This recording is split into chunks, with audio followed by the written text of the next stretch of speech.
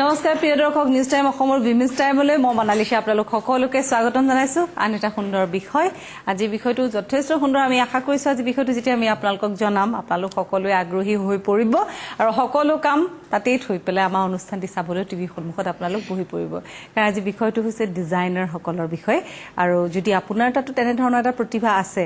আৰু এই প্ৰতিভাখিনি আপুনি বুজিছে যে আপোনাৰ হাতত তেনে এটা সুপ্ত প্ৰতিভা আছে কিন্তু এই প্ৰতিভাটো আপুনি কেনেকৈ বিকশিত কৰিব কি কৰিব লাগিব তাৰ কাৰণে সেই বিষয়ে কিছু কথা জানিম কাৰণ আমাৰ লগত আছে দুগৰাকী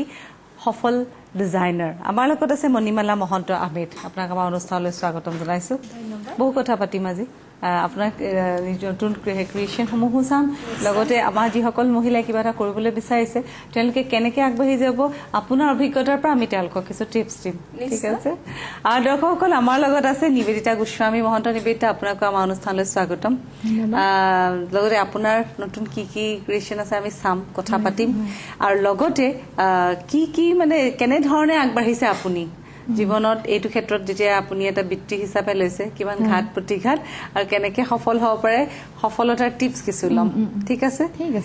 আৰু দৰ্শকসকল যদি আপোনালোকে এই বিষয়ে জানিব বিচাৰে আমাৰ ফোন নম্বৰসমূহ আপোনালোকৰ কাৰণে খোলা আছে মই কৈ দিছোঁ লিখি লওক 0361711231 711231 খুব সুন্দৰ বিষয় কিন্তু সময় খুব কম গতিকে এই কম সময়ত কিমান পাৰোঁ আমি চেষ্টা কৰিম যে টিপছসমূহ ল'বলৈ আৰু লগতে আপোনালোকেও চেষ্টা কৰিব যে আপোনালোকৰ মনৰ সকলোখিনি প্ৰশ্ন আজি যাতে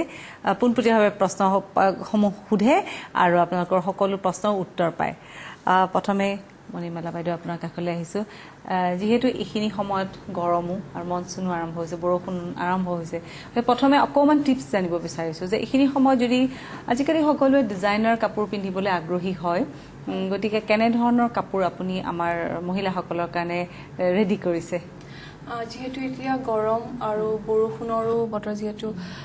সেইকাৰণে মই কিছুমান কালাৰৰ ওপৰত গুৰুত্ব দিছোঁ মেটেৰিয়েলৰ ওপৰত গুৰুত্ব দিছোঁ চিন্থেটিক মই এভইড কৰিবলৈ চেষ্টা কৰিছোঁ কাৰণ এইটো সময়ত কিয় যিমান আমি চিন্থেটিক পিন্ধিম সিমান আমাৰ স্কিন ডিজিজবোৰ হ'ব আৰু লগতে কালাৰবোৰ যোনবোৰ যেনেকুৱা হ'ল যে মেণ্টল কালাৰবোৰ যোনবোৰ লাইট শ্বেডবিলাক যেনেকুৱা হ'ল light grey light green Apple green যোনবোৰ কয় পিচ কালাৰ এতিয়া পিচ কালাৰ খুব ইন হৈ আছে ছামাৰত তো তেনেকুৱা কালাৰবোৰ লৈছোঁ লগতে মটিভক অকণমান গুৰুত্ব দিছোঁ কেনেকুৱা ধৰণৰ মটিভ ল'লে ঠিক হ'ব ফ্ল'ৰেল প্ৰিণ্ট লৈছোঁ ফ্ল'ৰেল প্ৰিণ্ট ডিফাৰেণ্ট ষ্ট্ৰাকচাৰৰ কাৰণে ডিফাৰেণ্ট মটিভবিলাক লৈছোঁ বডি ষ্ট্ৰাকচাৰৰ ওপৰত ডিপেণ্ড কৰি পেলাই কিছুমান ডট মটিভ লৈছোঁ কিছুমান অকণমান মিডিল আৰু অকণমান ডাঙৰ মটিভটো ষ্ট্ৰাকচাৰ চাই পেলাই ফিজিকেল ষ্ট্ৰাকচাৰ চাই পেলাই লৈছোঁ তেনেকুৱাকৈ কিন্তু মই এইবাৰ কি কৰিছোঁ যোনবোৰ ফ্ল'ৰেল মটিভ হ'লেও মানে প্ৰমিনেণ্ট লোৱা নাই ফ্ল'ৰেল মটিভ অকণমান হেজি টাইপ লৈছোঁ হেজি হ'লে মানে কি হয় অকণমান ছামাৰত কুলিং এফেক্ট এটা দিয়ে যিমান প্ৰমিনেণ্ট হয় আমাৰ চকুত সিমান লাগে তো প্ৰমিনেণ্ট নকৰি পেলাই অকণমান হেজি টাইপৰ লৈছোঁ ফ্ল'ৰেল মটিভ আৰু এতিয়া যিহেতু চেক্স খুব বেছি ইন হৈ আছে লাইন্স বহুত ইন হৈ আছে তো তেনেকুৱা ধৰণৰ কিছুমান কালেকশ্যনবোৰ কৰিছোঁ আৰু যেহেতু এতিয়া ফেশ্বনত একেবাৰে নতুনকৈ ইন হৈছে আগৰ ফেশ্বন মেক্সি এতিয়া মেক্সি খুব ইন হৈ আছে ফেশ্বনত আৰু ৰেট্ৰ' ফেশ্বনটো আকৌ বেক হৈছে তো সেইখিনি বস্তু লৈ পেলাই মই কাপোৰবোৰ ৰেডি কৰিছোঁ আমি অকণমান দেখুৱাব পাৰোঁ নেকি দৰ্শকক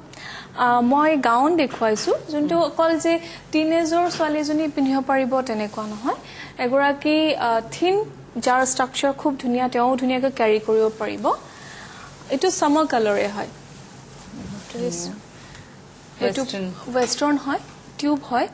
আৰু যোনে টিউব পিন্ধিবলৈ অকণমান দিগদাৰ পায় তেওঁলোকে চাৰ্ক ওপৰৰ পৰা লৈ ল'ব পাৰে আৰু হিলৰ লগত খুব ধুনীয়াকৈ আহিব আৰু বডি ষ্ট্ৰাকচাৰটো খুব ধুনীয়াকৈ ওলাব আৰু মেটেৰিয়েলো এনেকৈ লৈছোঁ যে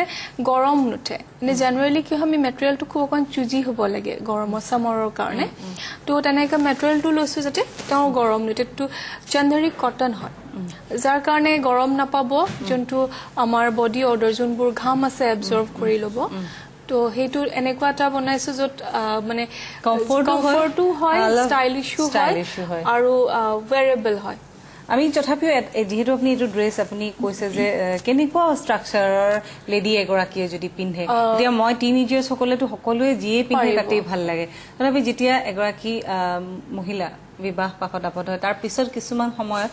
তেওঁ ষ্ট্ৰাকচাৰটো লৈ পেলাই তেওঁ চুজ কৰে গতিকে সেইটো যদি তেওঁ জানিব বিচাৰে যে এইটো ড্ৰেছ মোৰ ভাল লাগিছে কাক বেছি ভাল লাগিব যাৰ ৱেষ্টৰ পৰা হাইট লাগি হাইট একচুৱেলি কি আজিকালি হাইটটো মেটাৰ কৰেও নকৰেও কাৰণ সাবষ্টিটিউট হিল ওলাই গৈছে বহুতে কাৰণ 5 to 6 ইঞ্চ হিল ওলাই গৈছে মেইনলি হয় কেনেকুৱা কেৰি কৰে তেওঁ সেইটো তো সেই তেনেকৈ তেওঁ পিন্ধিব পাৰিব লগতে যাৰ যদি চাইজে তলৰ পাৰ্টটো অকমান এইটো ফ্ৰিল দিয়া হৈছে যাৰ ৱেষ্ট লাইনটো অকমান হেভি তেওঁলোকে পিন্ধিব পাৰিব যে ৱেষ্টটো কভাৰ কৰি যাব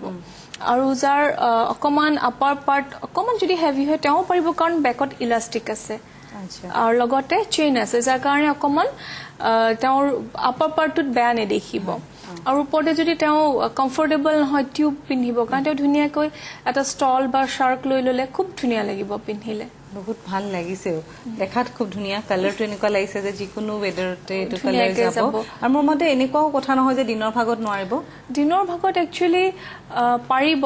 কিন্তু ডিপেন্ড কৰে কোনটো অকেজনত তেওঁ গৈছে কাৰণ কাপোৰ এযোৰ লওঁতে আমি স্থান কাল পাত্ৰ তিনিটাই চাই ল'ব লাগিব যে আমি ক'ত গৈ আছো অকেজন কি আৰু কেনেকুৱা মানে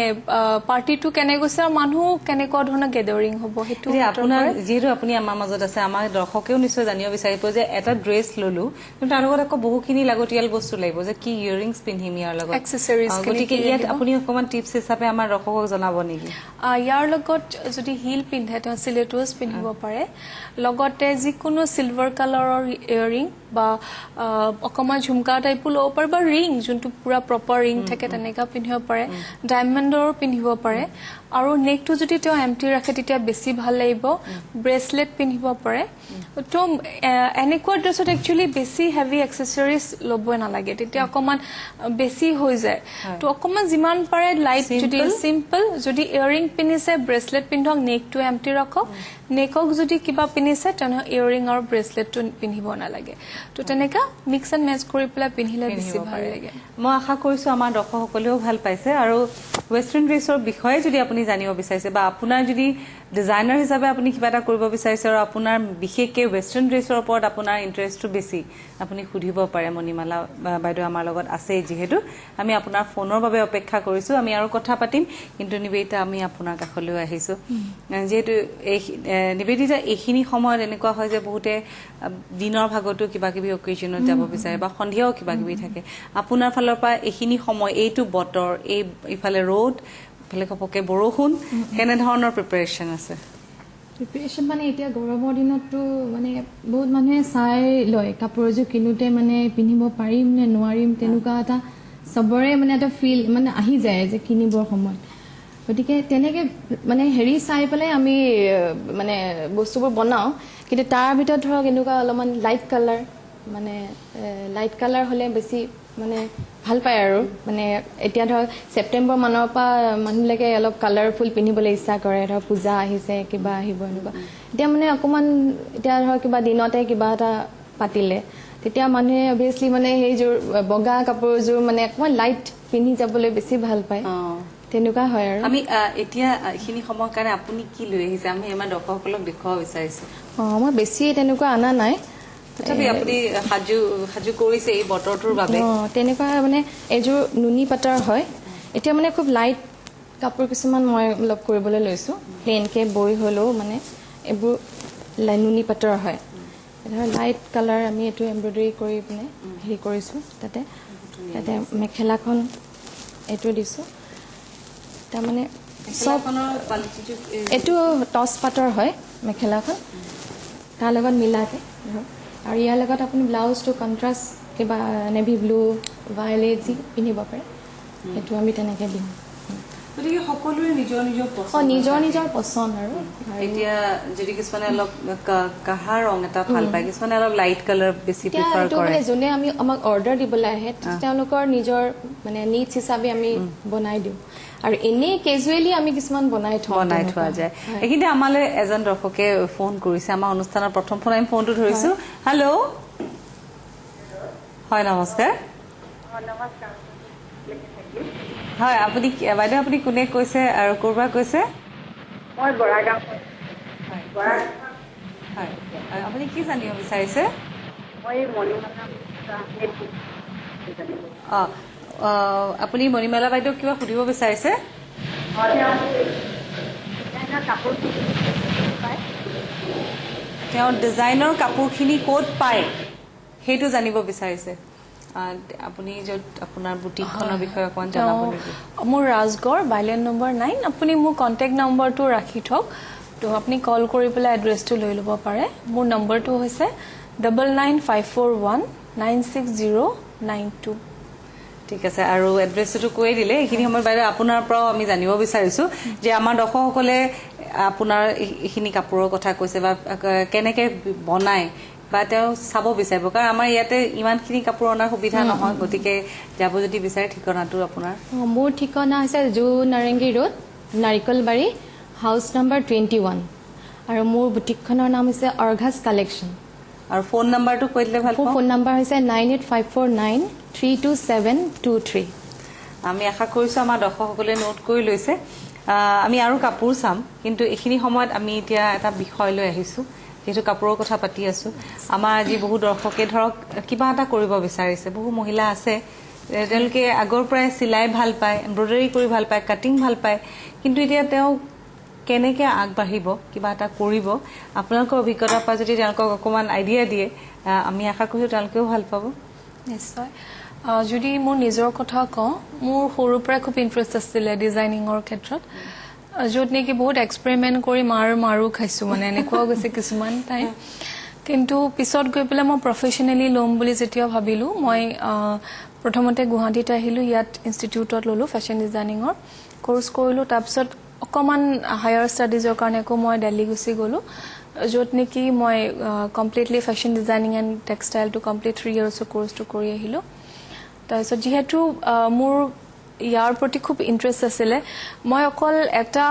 মানে টেগত থাকিব নিবিচাৰোঁ, তাৰমানে যে অকল পাৰ্টিকুলাৰ মই শাৰী ডিজাইন কৰোঁ বা চাদৰ মেখেলা, সেইটো মই সকলো ধৰণৰ ডিজাইন কৰি ভাল পাওঁ,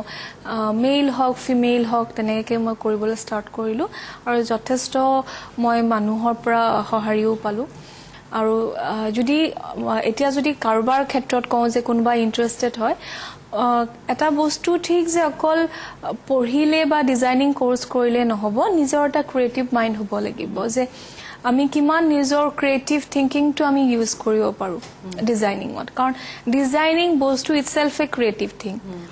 তো আমি কিমান ক্ৰিয়েটিভ, আমি সেই বস্তুটো চাব লাগিব, আমি নতুনত্ব আনি থাকিব লাগিব,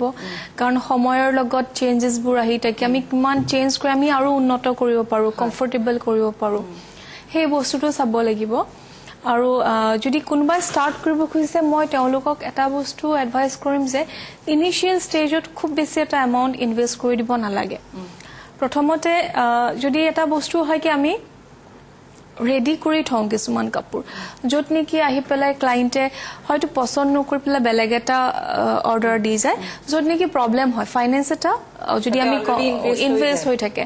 তো তেনে ক্ষেত্ৰত যেতিয়া মানুহ আহে, এটা দুটা পিচ ৰেডি কৰিলে ঠিক আছে, যেতিয়া ক্লাইণ্ট আহিব, ক্লাইণ্টৰ তেওঁ ষ্ট্ৰাকচাৰটো আছে, তেওঁ এডভাইচ যদি একচুৱেলি ডিজাইনাৰৰ কামটো হ'ল কি,